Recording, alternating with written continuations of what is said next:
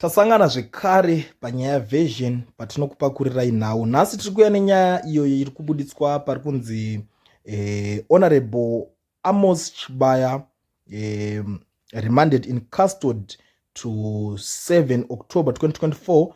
We demand the integrity of the judiciary. Ndo zvinhu zviripo zviri kubuditswa panapa.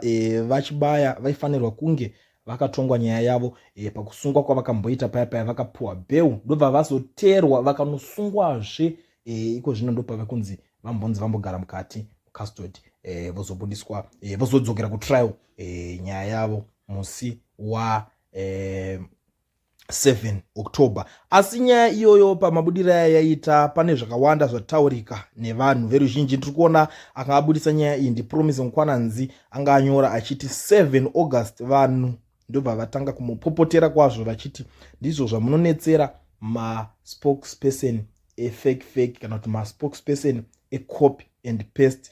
Hamukwanisi kutaura zvinhu zvenyu makadzikama, majaira kungofambisa manyepo kana kuti propaganda. Ndo zvanga zvakutaurwa nevanhu nokuti Promise Mukwananzi anga abuditsa date resiri iro chairo chairo. Ndo vanhu pavabva vatanga kupopota nekuda kwenyaya yacho iyoyo, vachitaura kuti aiwa wakutaura zvokuti 7 August isusu takatodarika mumwedzi waAugust nechekare. Muri yeZimbabwe ndangoni tidarike nepano ndikuzivisa update yenyaya yacho kwayave iko zvino, nyaya yana Amos Chibaya zviri kuitika kana kuti kwaichazosvika iko zvino.